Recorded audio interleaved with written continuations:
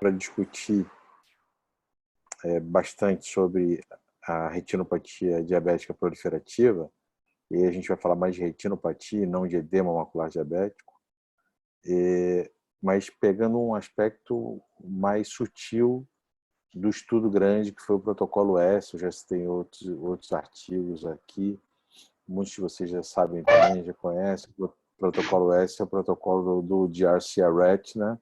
Network, sobre o tratamento da retinopatia proliferativa, comparando o ranibizumab à panfotocoagulação a laser, né?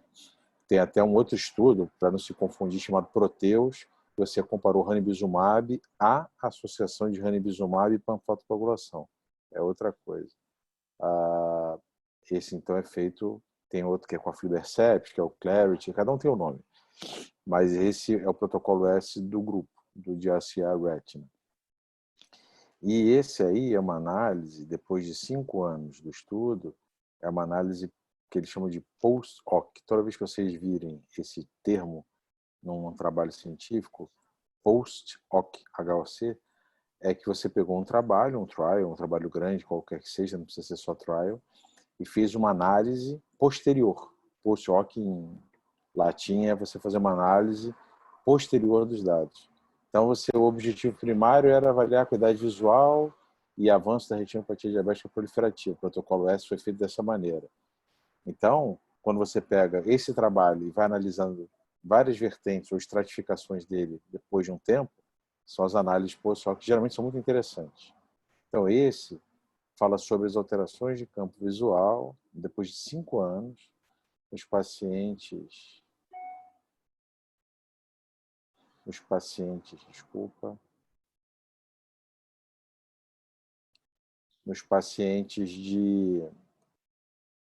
depois de 5 anos, os pacientes tratados com panfotocoagulação a laser ou ranibizumab na retinopatia proliferativa. Como eu já falei N vezes, esse grupo do DRCA-RET Network é ótimo, muita gente boa. A Maureen Maguire é ótima, o Adam Glassman também, o Lydian Paul já falei outras vezes. Outros bons aqui, o Neil Bressler, que é um cara meio contestado, tem muita gente que acha que ele é meio pau-mandado da indústria, mas é um cara muito bom, fala muito bem, participa nos trials todos. O Dante Piramite é um baita pesquisador, então é muita gente boa. Então, o artigo, como eu já falei, é uma análise post-hoc no JAMA Ophthalmology, e aí está uma outra avaliação legal para saber de história, né? O JAMA, todo mundo já deve ter ouvido falar, é um jornal de alto fator de impacto, é um journal, né, de ciências médicas em geral, e pouquíssimas especialidades têm um encarte próprio, e a oftalmologia é um deles. Tem o JAMA Ophthalmology. Nem todas as especialidades, isso foi aos pouquinhos, né? Hoje em dia tem cardiologia, tem pneumologia, tem outras, mas nem todas as especialidades têm um encarte só da sua especialidade, como o JAMA Oftalmology, porque a oftalmologia publica muito mesmo. E o JAMA é legal, para quem nunca leu um artigo da JAMA Ophthalmology, que quem for preguiçoso e ler só o que eles sempre colocam em todos os artigos, os key points, os aspectos principais. Então aqui ele faz um resuminho, é lógico, ele dá só um recado do que é o artigo. Então, quando você vai destrinchando o artigo, você vai vendo, entendendo os porquês e tudo. Então, esse artigo, por exemplo, ele fala, aqui nos key points, qual era a questão a ser respondida, os achados e o significado. Mas, dentro do artigo, tem várias interpretações sobre o porquê desses resultados, então é importante ler. Mas, para quem às vezes quer só dar uma passada, o JAMA tem esse aspecto de ter uns key points sempre no início. Os dados do DRCA-RET Network, do protocolo S, indicaram que os pacientes que eram randomizados em 2 grupos de panfoto e ranibizumab, eles conseguiam manter uma acuidade visual boa depois de 5 anos. Porque eles fizeram o primeiro estudo foi para 2 anos, e depois acompanharam esses pacientes por mais 3, totalizando 5, então já foi publicado o resultado de 5 anos. E os pacientes desenvolveram uma baixa taxa de complicação de retinopatia proliferativa. Nos 2 grupos, tá? De maneira quase que similar. as perdas de campo visual que se acumularam entre o ano 2, ou seja, no final do primeiro protocolo, né, do protocolo iniciado, até o ano 5, ou seja, nos 3 anos restantes, também aconteceu no grupo de ranibizumab. Mais ou menos a metade dos pacientes, assim, proporcionalmente, metade dos pacientes de grupo de ranibizumab tiveram perda de campo quando comparado aos que perderam campo com Panfoto. E por que então esse artigo, esse post-hoc foi feito? Uma grande vantagem dita sempre do ranibizumab no tratamento da retinopatia proliferativa em relação à panfotocoagulação é o paciente que faz injeção sempre, não faz panfoto, não perde campo visual. Mas muitos pacientes, não a maioria, mas muitos perderam campo de visão fazendo ranibizumab. E aí a gente vai discutir, alguns fizeram panfoto, outros não, então vamos discutir por que isso. Se é uma grande vantagem, então também se perde no grupo de ranibizumab. Então vamos ver por quê. Bom, o protocolo S, para quem não lembra, os pacientes foram divididos em 2 grupos, seguidos por 2 anos, depois mais 3, totalizando 5. Você pegava o paciente com retinopatia não proliferativa, independente de baixo ou alto risco, e toda dentro esse negócio de e-mail aqui.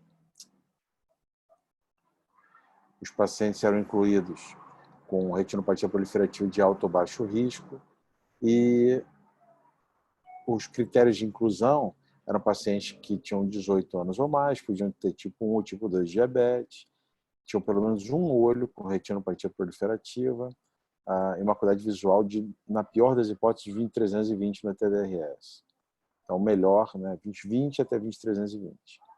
Um total de 394 olhos, quando o paciente tinha os 2 olhos, podiam entrar no estudo, um entrava no grupo Panfoto, o outro entrava no ranibizumab sempre, e era isso, fizeram 0,5 miligramas de ranibizumab intravítrio ou Panfoto. Um adendo também, 0,5 foi feito no protocolo S, porém a dose que se usa de ranibizumab nos Estados Unidos é 0,3, porque isso foi aprovado lá quando se fez o RIDE e o RISE para diabetes. Eles estudaram a dose de 0,3 e de 0,5. E como eram resultados parecidos no quesito acuidade visual e diminuição de espessura do edema macular diabético, no ACT, eles começaram a usar que tinha teoricamente menor concentração e teoricamente menos riscos que é o 0,3. Mas no resto do mundo, inclusive, para a gente é 0,5. Então eles fizeram a dose que se faz no mundo todo. Mas não se faz lá para eles.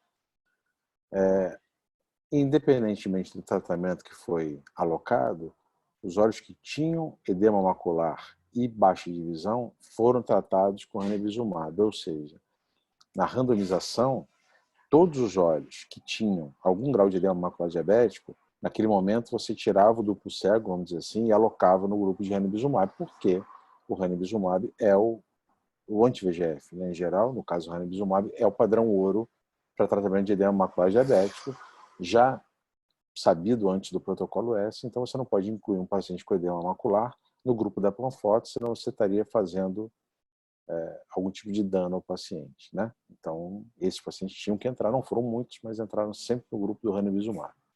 A gente sabe que Panfoto, pelo contrário, muitas vezes piora o edema macular diabético, pelo menos inicialmente. O protocolo fazia com que o paciente tivesse a cada 16 semanas a ser reavaliado, só dando uma palhinha do protocolo S. E a panfotocoagulação, ela era permitida no grupo que fazia ranibizumab se você achasse qualquer tipo de falha, né, falência de tratamento no ranibizumab. Por exemplo, o grupo fazendo ranibizumab, injeção, e por acaso surge um neovaso novo e uma hemorragia vítrea. Isso é uma falência de tratamento. Então você podia fazer o resgate com laser, tá? Então, muitos pacientes faziam, a minoria, mas muitos pacientes que faziam ranibizumab inicialmente, se tinha uma falência do tratamento durante esse acompanhamento a cada 16 semanas, a cada 4 meses, eles passavam a fazer a panfotocoagulação, porém continuavam como grupo de ranibizumab. Continuavam fazendo ranibizumab, mas tinham apoio de uma panfoto naquele determinado momento. Vitrectomia, entrou algum, Japi? Desculpa te interromper. Entraram. A gente vai falar durante o estudo, entraram. Teve pacientes que evoluíram para vitrectomia e isso faz diferença no resultado de campo visual, como a gente vai discutir mais à frente. Tá? O paciente podia evoluir para vitrectomia, sim. Se tivesse hemorragia vítrea, descolamento tracional, Ele era operado e continuava no seu grupo determinado, seja ranibizumab de início ou panfleto de início. E o contrário também era verdadeiro. O paciente começava no grupo de panfleto, acompanha, e fazia edema macular diabético, ele recebia ranibizumab, mas continuava sendo acompanhado no grupo como panfleto, ou seja, ele não passava a receber ranibizumab desde o início como tratamento único.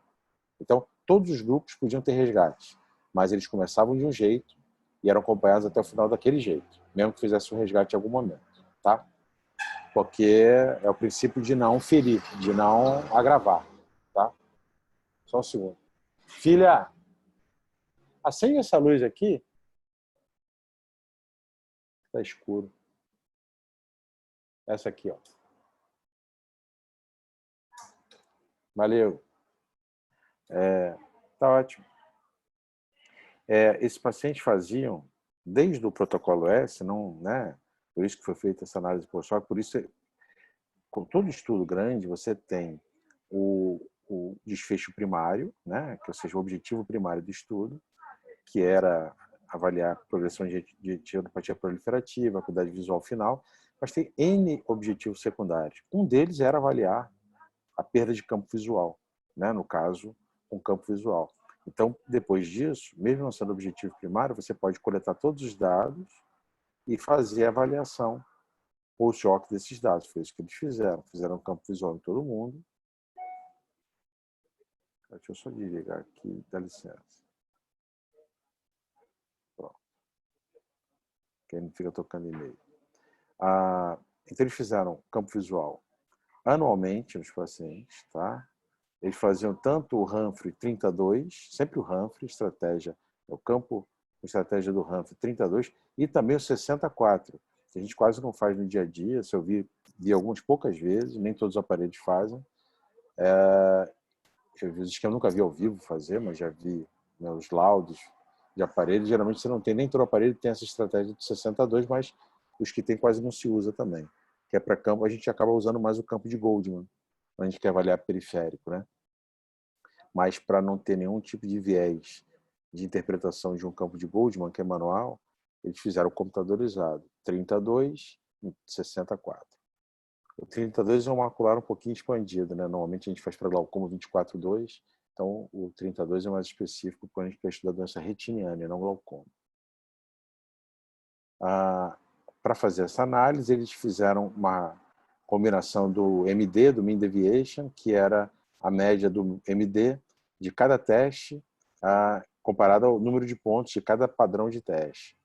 Então, como é feito no glaucoma também, você tem um Mean Deviation, dependendo se ele vai aumentando, vai ficando mais negativo, é que a doença está piorando, que é o número de escotomas vai aumentando. A análise principal foi feita comparando a mudança do MD baseline, né, dos campos visuais, com a total de pontos combinados entre os olhos, comparando os campos visuais e retirando os olhos que tinham um percentual de mais de 1/3 de falso positivo ou falso negativo por fixação, né, perda de fixação, ou aqueles padrões de campo visual que a gente conhece, né, que é ou o lazy eye, é o cara que lazy patient, que ele não fica apertando, fica com preguiça ou dormindo, e o happy trigger, que aperta para qualquer coisa. Então, esses valores eram determinados até mais ou menos 3 desvios do principal, quando fazia a interpretação final, uma vez por ano, no total de 5 anos, 5 campos. O coorte, né, desse estudo, né, eles pegaram de todos os pacientes que fizeram o protocolo S, 81 dos pacientes que estavam no grupo do ranibizumab e 86 dos pacientes na panfoto completaram todos os testes e encontravam qualidade os critérios de qualidade de campo visual para se incluir no estudo. Porém, nem todos esses, como mostra aqui essa tabela, você vai retirando cada critério de exclusão e no final 41 olhos do grupo ranibizumab contra 38 olhos dos olhos que receberam panfoto. Não tinham falsos positivos mais de 1/3, nem falsos negativos, e padrão, seguiram todos os anos, fizeram até 5 anos, não saíram do estudo. Então, no final da história, ao final de 5 anos, 41 de um lado, 38 do outro. Aí ele fala aqui dos pacientes, né, os participantes ou pacientes que não completaram o estudo no final de 5 anos. E esses pacientes eram, em sua maioria, tinham uma média menor, uma duração de diabetes maior, uma pior acuidade visual de início e um maior MD de baseline, ou seja, uma visão pior de início. E isso aqui que eu sublinhei, que é interessante, né? Porque cada vez mais o politicamente correto vai dificultando a nossa interpretação. Então, todo mundo entende o que é um non-Hispanic African American? Todo mundo entende? Você tem que parar para entender, porque é uma raça diferente, né? É o branco anglo-saxão. Não.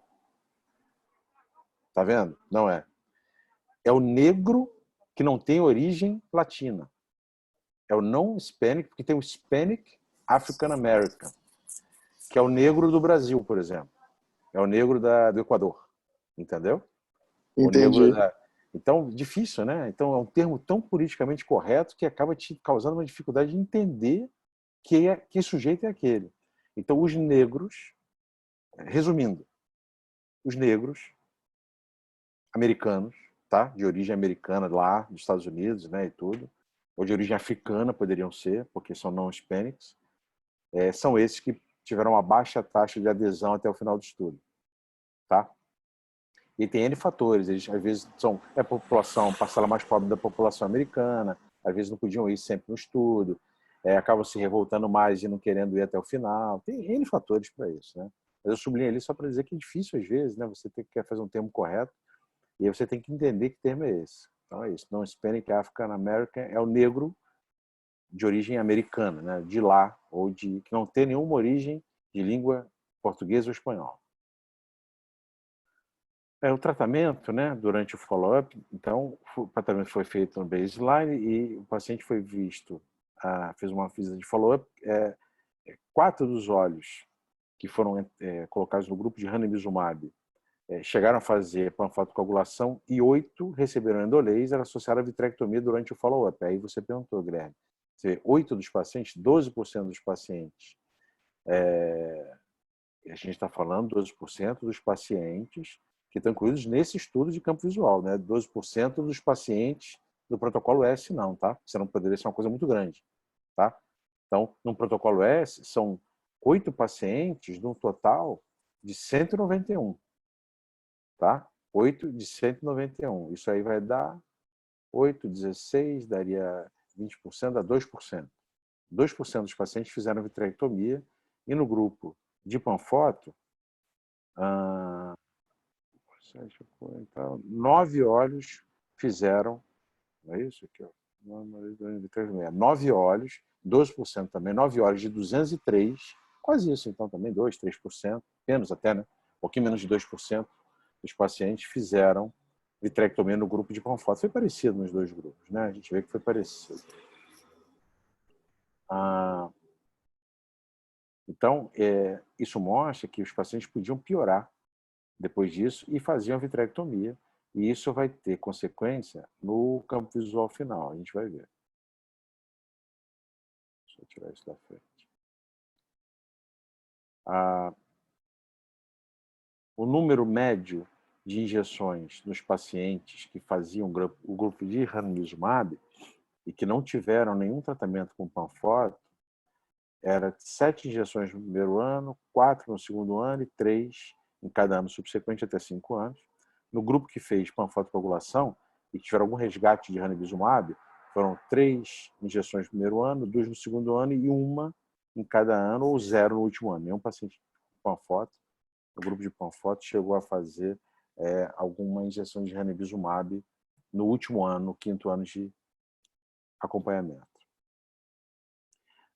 Os campos visuais foram feitos durante, né, o período de tempo de 5 anos. Eles faziam uma combinação do score total do Standard Deviation, né, que dava, em média, 3.487 no grupo de panfoto, 3.365 no grupo de ranibizumab, é o baseline, né, antes do tratamento. O MD era de 6,4 num e 7 no outro, parecidos.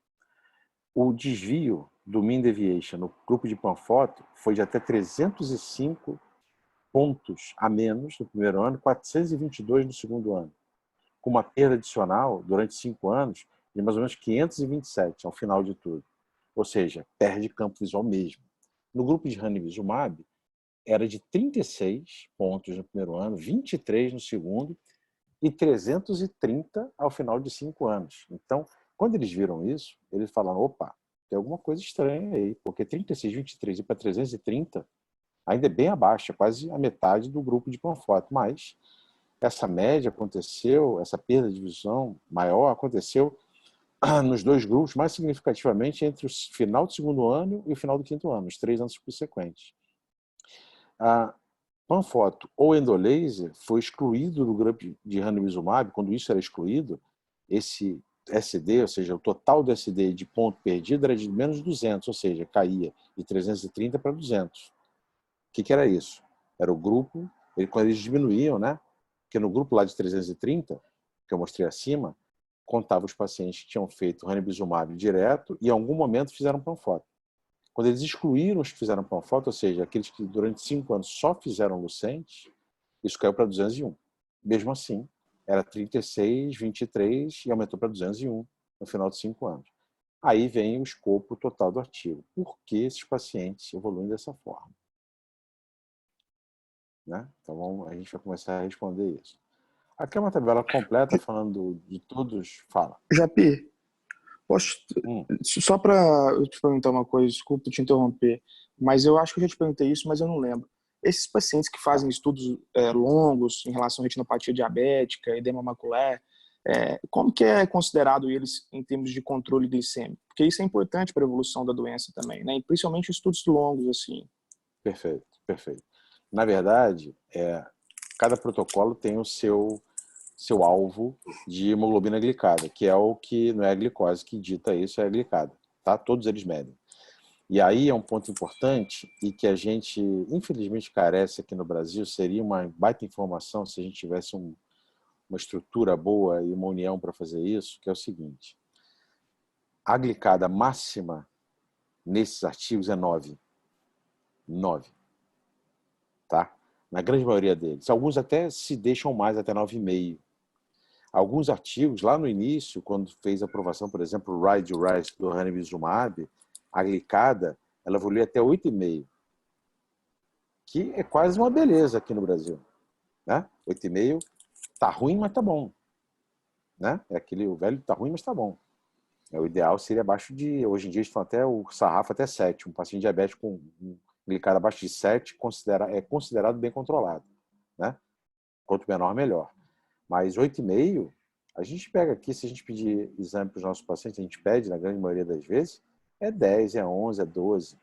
Então não tem nenhum estudo. Então, lógico, você manter esses pacientes que mantinham a hemoglobina glicada, em algum momento eles saíam, eles eram excluídos do estudo.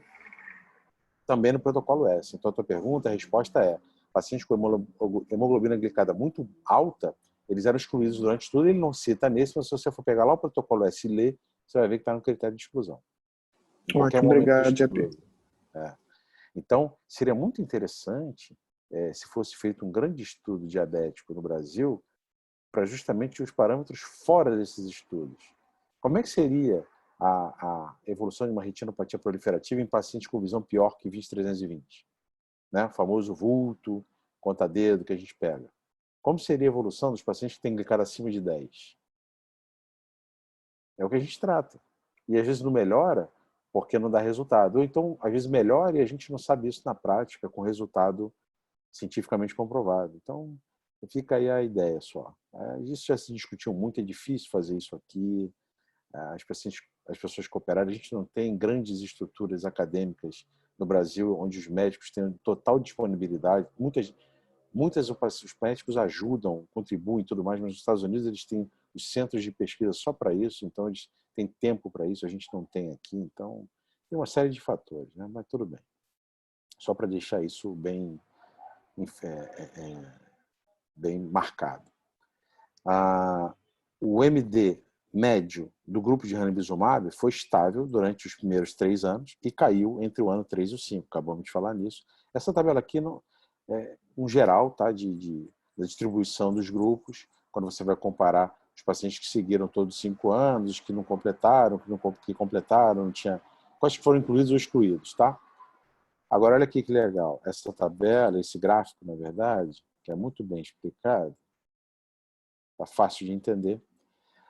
A mudança média do score total dos campos 32 e 64 nos 3 grupos. Então, grupo azul, grupo de Panfoto, desde o baseline, primeiro, segundo, terceiro, quarto, quinto ano, cai bem, numa média, como ele mostra aqui no final, de 527. Mas vocês veem que é uma queda rápida, que vai caindo mais, e depois quase que estabiliza entre o terceiro e o quinto ano. Tá? Quando você vai pegar o grupo ranibizumab, que está aqui em escuro, ele se mantém bom, perde muito pouco ou nada de campo, e aí, de repente, a partir do final do segundo ano, isso cai bastante. Nunca ao nível da Panfoto, mas cai. Quando eles excluem, ou seja, o ranibizumab censoring after PRP, ou seja, estão tirando os que fizeram Panfoto, tá?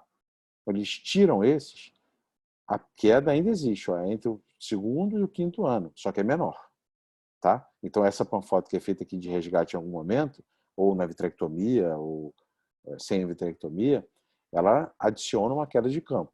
Mas mesmo sem nada, os pacientes com ranibizumab perdem campo. Não tanto, continua sendo uma vantagem, mas perdem. Por quê, né? Então vamos lá.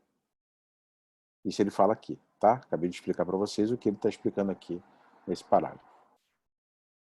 Então vamos lá, vamos discutir. A preservação do campo de visão é considerada uma grande vantagem. Aqueles advogados do ranibizumab, não, é muito melhor fazer ranibizumab para retinopatia proliferativa, porque você trata o edema diabético, o edema macular diabético também, e você não perde campo como a Panfoto perde. Então, o ideal é fazer ranibizumab em todo mundo. Ranibizumab é caro, o sistema não suporta completamente.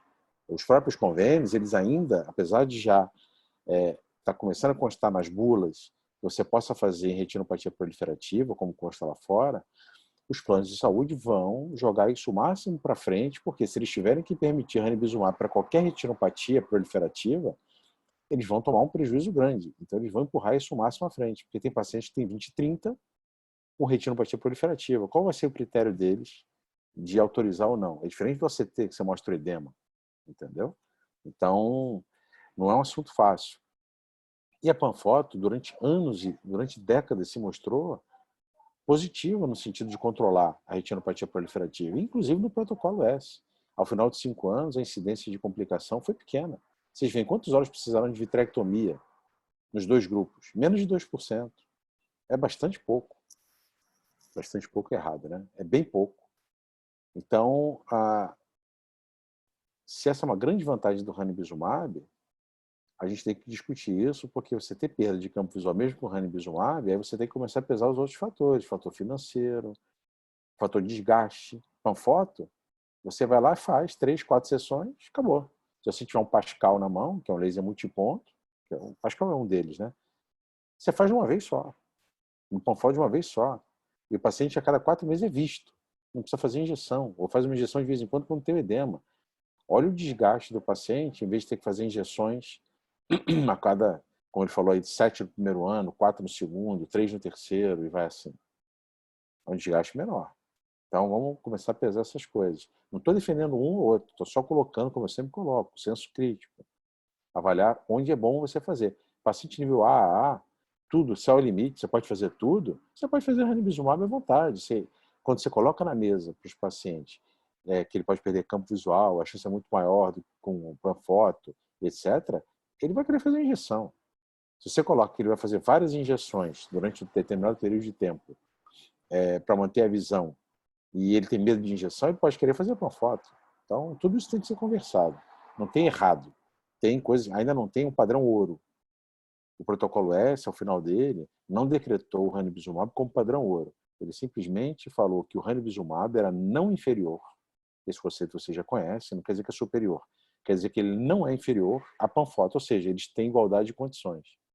A resposta, tanto no controle do score de retinopatia diabética como de acuidade visual, foi mais ou menos similar nos 2 olhos. Nos 2 grupos, perdão. Então, voltando. Como isso é um grande, né, falado sempre como um grande ganho do grupo de VEGF quando comparada à Panfoto, a mudança na sensibilidade do campo visual nos olhos, tanto de grupo de ranibizumab como Panfoto, o protocolo S, foi avaliada com mais detalhes, né, do que nos reportes anteriores do protocolo S, nesse estudo que a gente está falando. E essas perdas foram observadas principalmente entre o segundo e o quinto ano, ou seja, a longo prazo.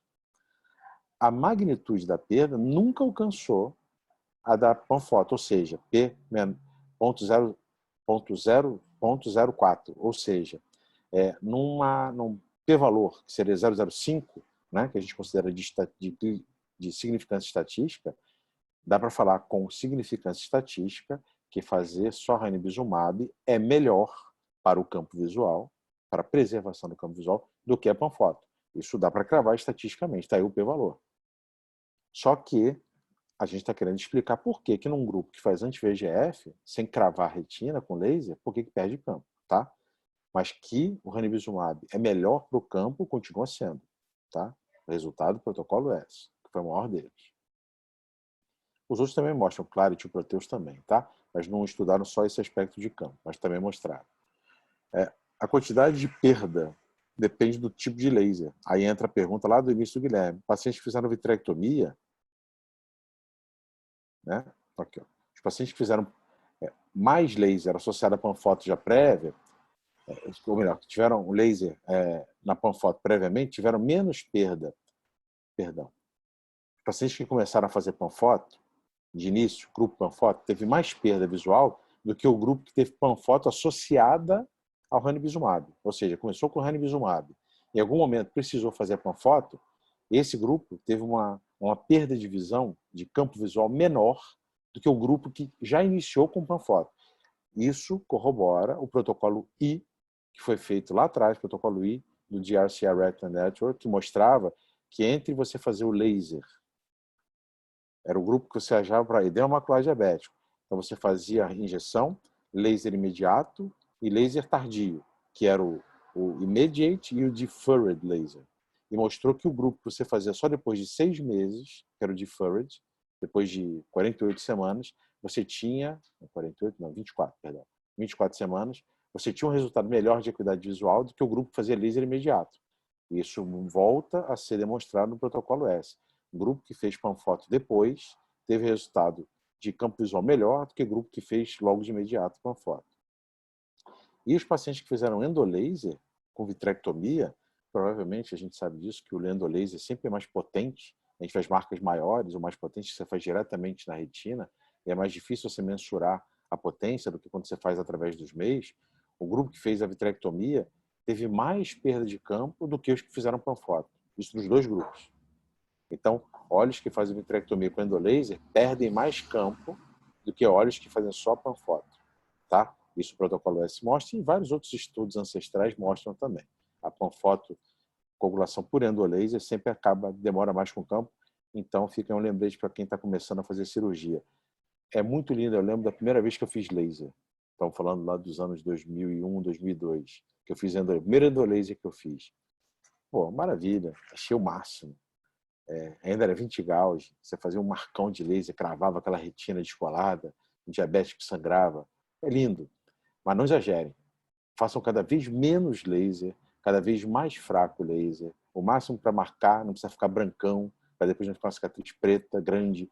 Façam laser com calma. A tendência, às vezes, é pisar no automático e sair marcando um monte de ponto. Eles coalescem depois, que eles aumentam, eles coalescem essas marcas. Isso forma mais membrana epiretiniana. Isso aumenta a perda de campo visual. Então, laser é bonito e legal dentro da cirurgia, mas cada vez mais com o tempo vocês vão ver que quanto menos laser fizer, melhor, ou fizer mais espaçado. Não precisa ser muito espaçado, mas uma marca de espaço entre cada uma, tá? Preste atenção nisso, não precisa ser brancão. Continuando na discussão, eles têm menos confiança no mean deviation, no resultado do mean deviation do MD, em relação à acurácia quando eles ajustam com a idade. Sim, como eu falei, o estudo incluiu pacientes de 18 anos ou mais. É uma coisa que eles fazem uma autocrítica, né? Se vocês ainda estratificassem mais os grupos por idade, isso teria talvez um impacto maior. Porque um garoto, um rapaz de 20 anos, faz um campo visual muito mais rápido e mais atento do que um senhorzinho de 80. ele cansa mais rápido. Isso já tirando o efeito catarata, tá? Porque esses pacientes, muitos deles, quando tinham um defeito, alguma alteração de acuidade visual relacionada à opacidade cristalina, eles operavam. Então, o campo visual de um idoso, todo mundo vê isso na prática, é completamente diferente do campo visual de um jovem. Isso é uma autocrítica deles. Então, isso pode não ser suficiente para ter um MD perfeito, quando você vai comparar entre idosos e jovens. Mas tudo bem, isso foi incluído junto para ter um N maior. Depois de você remover os resultados do paciente que fazia ranibizumab e em algum momento fez o rescue, fez o resgate com laser, a média de perda de campo visual foi menor. A gente já mostrou naquele gráfico. Então, quando faz só o ranibizumab, tem menos perda de campo do que tem quando você associa laser. Já sabemos disso. Legal. Aí agora vamos para as explicações. Tá? Por quê? Uma explicação possível é que a progressão da retinopatia diabética afeta naturalmente a sensibilidade do campo visual. Perfeito. Das 3 explicações que ele vai dar, eu acho essa mais correta. A gente já discutiu em outros casos, em outros artigos. Já tem muito trabalho mostrando que a neurolesão, a lesão neurológica, né? Ou seja, a neurodegeneração retiniana, ela precede os achados de retinopatia diabética. Está aí os OCTs que mostram, os trabalhos que mostram, que você pode ter precocemente, e eu tenho feito, vou voltar a falar, já falei isso antes, eu tenho feito de rotina em pacientes diabéticos meus, mesmo sem retinopatia diabética, eu faço de rotina o OCT, mirando principalmente camada de célula ganglionar e camada de fibras nervosas. Muitas vezes você encontra, surpreendentemente, não tão surpreendentemente assim, porque os trabalhos já mostram, lesões dessas 2 camadas na retina interna antes da retinopatia diabética. É um sinal até mais precoce de neuropatia diabética que vem antes da retinopatia diabética. Então, possivelmente, com a piora, com o desenvolvimento da retinopatia proliferativa durante os anos, você vai perdendo fibra nervosa e célula ganglionar. E isso explica você ter algum problema de campo visual. Agora, ele fala outras 2 explicações. Essa segunda aqui também é interessante.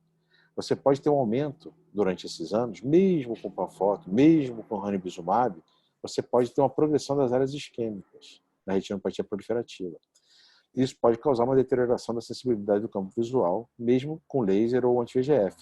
Essa hipótese foi demonstrada no Clarity, que é o estudo que fez análise de aflibercept contra a Panforte na retinopatia proliferativa.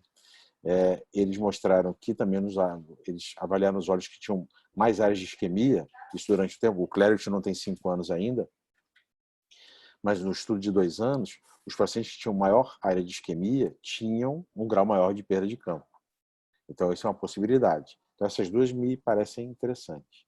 Agora, a terceira, você já conhece meus códigos, né? Entra essa terceira aqui que eu vou interpretar que eu botei em roxo. Se eu botei em roxo é porque eu contesto.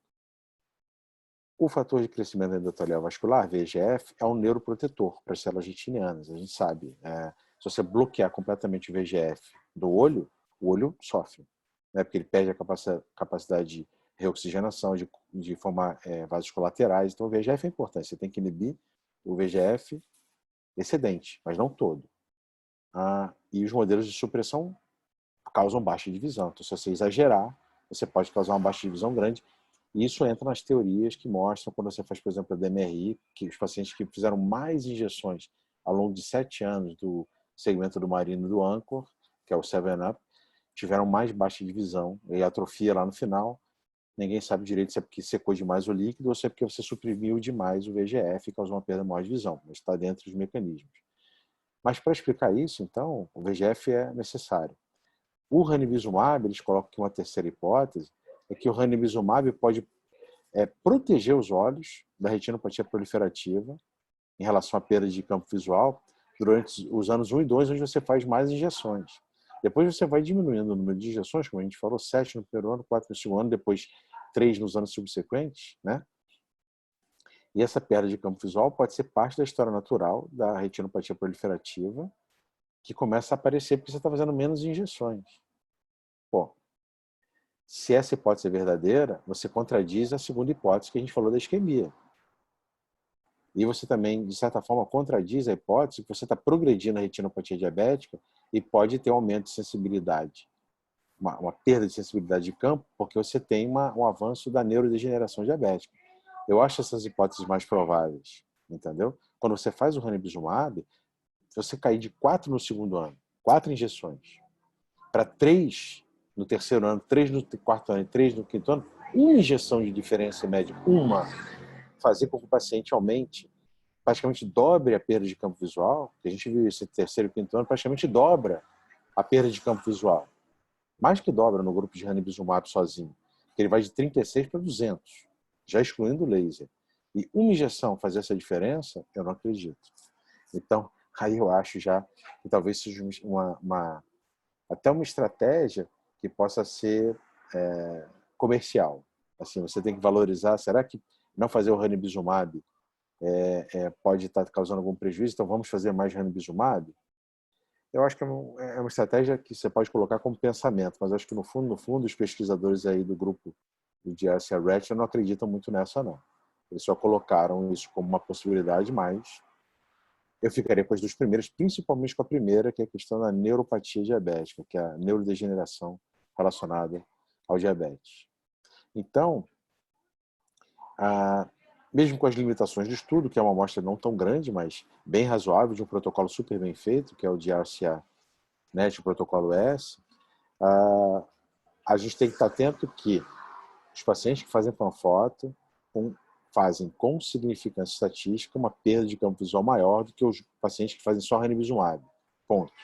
Só que não dá para comemorar, ao final de 5 anos, que esses pacientes não tenham perda nenhuma de campo visual. Os pacientes com ranibizumab também perdem menos, mas praticamente aumentam em 10 vezes, de 36 para 200, o número de pontos perdidos no campo visual, mesmo fazendo só ranibizumab.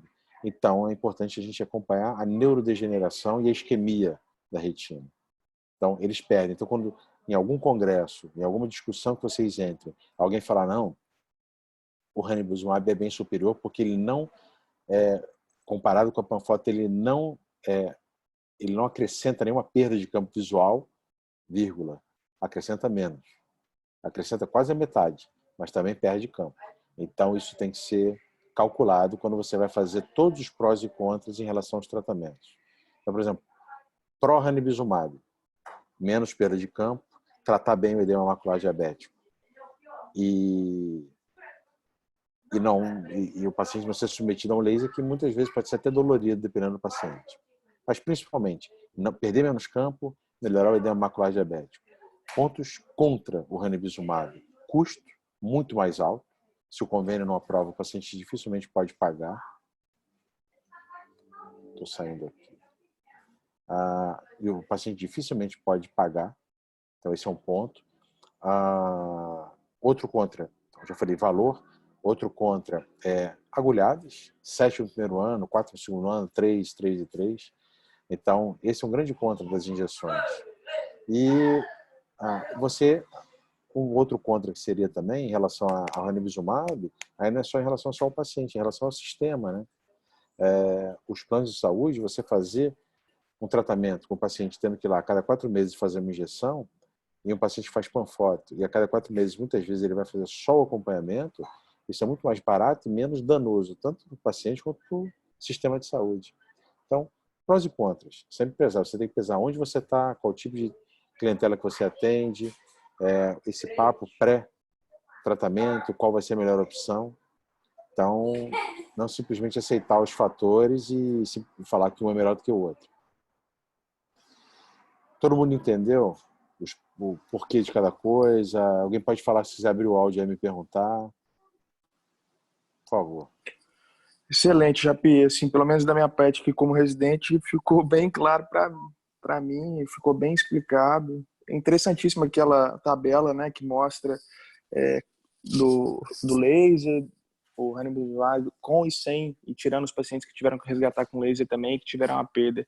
Até tirei um print daquela tela ali, porque aquilo ali explica grande parte, né, do que você colocou pra gente. Perfeitamente bem. Aquilo que eu sempre falo para vocês também.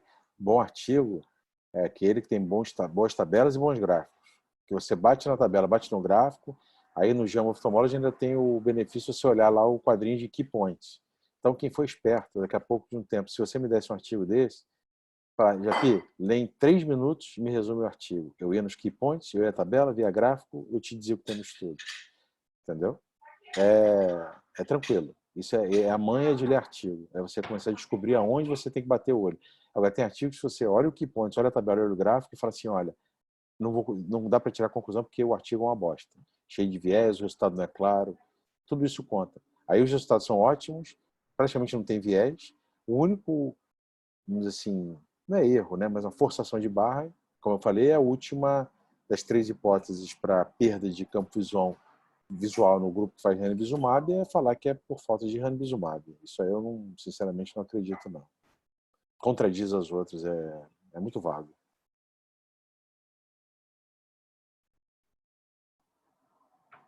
Quem mais aí? Tem uma perguntinha aí, Japi. Tá, o Frederico tá aqui, ó. Fred, eu perdi, obrigado, tá, parabéns, obrigado a vocês todos. Eu perdi a explicação do porquê da perda de campo visual no grupo do Lucentes. Ah, tá, seguinte. E depois tem uma em significa... cima também, viu, Japi? Uma da Mirelle, desculpa. Não tem, não apareceu para mim aqui. Deixa eu ver, às vezes apareceu só para mim aqui, deixa eu... Pode responder, depois eu te falo. Eu vou respondendo do Fred. Deixa eu voltar aqui, Fred. Só essas hipóteses aqui. São essas hipóteses aqui, ó. A primeira explicação é quando ele fala da retinopatia diabética, é aquele papo que a gente já conhece hoje, que a neurodegeneração pode vir antes da retinopatia. Então você pode ter perda de célula ganglionar e de camada de fibras nervosas antes do desenvolvimento da vasculopatia diabética. Então, depois de 5 anos, o avanço da retinopatia proliferativa pode fazer com que os pacientes percam visão, ou percam campo de visão principalmente, com a degeneração da retina interna. Então, essa é a explicação, que eu acho a melhor delas. A segunda explicação que eles dão é que, associado ou não a isso, você tem um aumento das áreas de isquemia, a gente sabe disso. Quem já cansou de fazer panfoto, sabe que você faz a panfoto, fica tudo bonitinho, e o paciente continua desenvolvendo neovaso. E aí você vai cercando aqueles neovasos, depois completando o laser. Por isquemia. Você faz panfoto e lá na extrema periferia ainda tem área isquêmica. Então, essas áreas isquêmicas podem, entre as marcas do laser ou até perifericamente, causar mais isquemia e podem aumentar a perda de sensibilidade de campo. E a terceira hipótese é que, como você vai diminuindo o número de injeções nos 5 anos, ou seja, 7 no primeiro ano, 4 no segundo ano, 3 no terceiro, no quarto e no quinto ano, com uma diminuição de número de injeções anti-VEGF, você possa causar uma dependência ao ranibizumab e ele ter um efeito protetor. Mas, se ele fala que o VEGF, não o anti-VEGF, o VEGF, ele fala no texto, isso é sabido, é um fator de proteção, você sentir falta de um anti-VEGF não faz sentido. Entendeu? Respondi, Fred?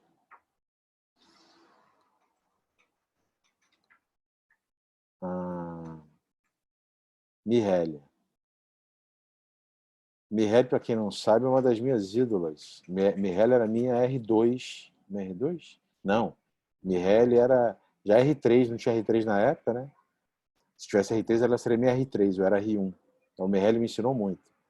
Mireille, alguma orientação específica para os pacientes diabéticos com perda de camada de fibras nervosas no ACT? Boa pergunta. Não. Se eu começo a ver perda de camada de fibras nervosas ou de célula ganglionar, eu oriento que esse paciente, falo para ele, olha, a sua diabetes está já afetando o olho de maneira muito, muito precoce. Eu recomendo o paciente muitas vezes acompanhar mais de perto, em vez de fazer um exame desse anual, porque o que acontece quando você vai fazer o screening no paciente com retinopatia diabética? Não tem retinopatia diabética nenhuma, não tem microaneurisma, vem uma vez por ano. Ele pode não ter microaneurisma e ter já um ACT começando a alterar. Se ele não tem glaucoma, não tem nenhuma outra causa, lógico. Eu começo a mandar ele voltar a cada 6 meses. Eu acompanho ele mais de perto. Eu vejo se a glicada, a frutosamina, a insulina dele estão boas. Mando ele refazer análise com o endócrino dele. Entendeu? Eu cerco mais o diabetes dele, mas do olho em si, nada. É só acompanhar mais de perto. Não tem nada para fazer. Japi. Oi, Raquel. Quando você tem, por exemplo, um paciente diabético, igual nesse caso aí, sem retinopatia diabética, que você está acompanhando, você pede OCT de célula ganglionar e pede fibras nervosas de rotina?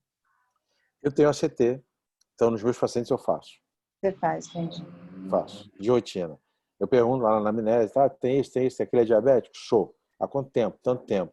Aí já fez exame de fundo de olho? Ah, já. Aí eu vou lá e examino o fundo de olho, faço meu mapeamento de retina. Não tem nada. Eu explico para o paciente, olha, tem trabalhos que mostram que você pode ter lesão neurológica inicial precedendo a retinopatia diabética. Então é a forma mais precoce da gente ver se o diabetes está alterando seu olho. O senhor, eu acho importante no seu caso, o senhor quer fazer? 100% dos pacientes falam, não, doutor, quero. O paciente morre de medo de diabetes no olho. Todos morrem. Qualquer paciente um pouco orientado morre de medo de ficar cego por diabetes. E você, a princípio, paciente sem retinopatia, faria o exame anual e se tiver qualquer alteração, aí reduz, né? Se tiver alguma alteração dessas de retina interna, aí eu começo a reduzir o VG de 6 em 6 meses. Sim. Lógico que o paciente nem sempre, se eu dizer que todos voltam de 6 em 6 meses, nem sempre, mas a grande maioria volta. A minha orientação é fazer a cada 6 meses. Aí eu faço a consulta, né, toda, completa, e o ACT. Ok, obrigado. Nada. Outra pergunta aqui. Obrigado a você, me agradecendo aqui. Gostaria de saber se foi realizada alguma análise individualizada do comportamento do campo dos pacientes que iniciaram na PRP e fizeram algum ranibizumab no meio do acompanhamento. Não. Porque, por critério, isso não foi... Eu entendi sua pergunta. O grupo fez ranibizumab, em algum momento fez laser.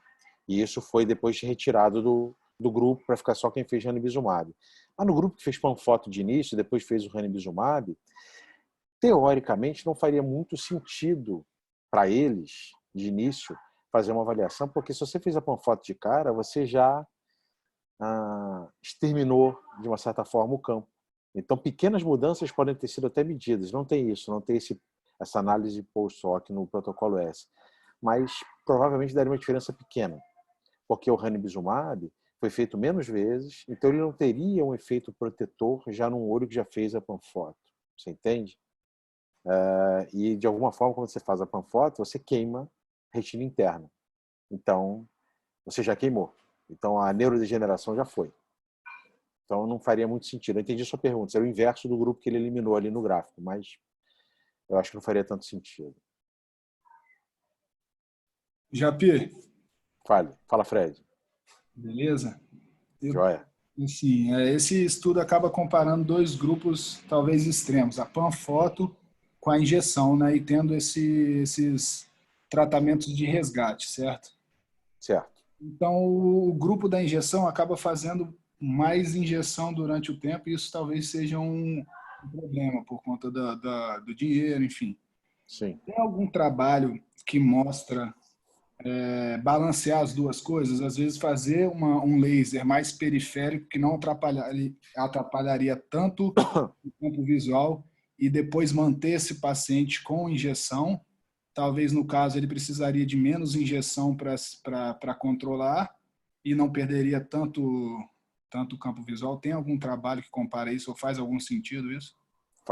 Tem alguns trabalhos menores, tipo série de casos. Tem um que eu posso procurar, que, se eu não me engano, é da Retina. É um estudo europeu, agora teria que lembrar, que eles fizeram, na verdade, um skater, que é uma foto reduzida, né? Que não vai ter extrema periferia, e fizeram injeção a partir dali no esquema de PRN, fazendo o segmento dos casos. E os pacientes tinham perda de campo, não tão grande quanto faz a panfoto, e tinham uma evolução boa de você precisar fazer menos injeções. Por isso que o protocolo S, depois de vários estudos de série de casos, tinha essa dúvida se era melhor fazer panfoto, se era melhor fazer só ranibizumab, e por isso que depois veio também o Proteus, que é um estudo já comparando, fazendo ranibizumab e fazendo ranibizumab com panfoto para ver quem é melhor. E, na verdade, o resultado no Proteus foi parecido. O grupo fez só ranibizumab, teve resultados visuais parecidos com o grupo que fez os dois, com menos perda de campo, como a gente já vê aqui no protocolo S. Então, tem trabalho, só que séries de casos menores. Então, não são verdades robustas, né? Como eu sempre falo aqui, né? Um adjetivo que eu gosto de falar. Tem essas ideias, sim, mas não tem trabalhos grandes. Tem uma um comentário aqui do João Ormondi. Queria sugerir a discussão em algum desses artigos de achados neurodegenerativos para retinopatia. Ótimo. Eu tenho um artigo ótimo disso, falando sobre, inclusive, dos achados do OCT. Entendeu? A gente, semana que vem, quinta-feira agora, já vai ter um de RAP. Na terça que vem, já vai ter esse de membrana EP, que é ótimo. Foi até sugestão de alguém de vocês, que o Guilherme me mandou. Na outra quinta, o artigo de achados neurodegenerativos não é grande, a gente pode discutir na outra quinta. Tá aí, beleza, eu vou catar esse artigo e mando para vocês.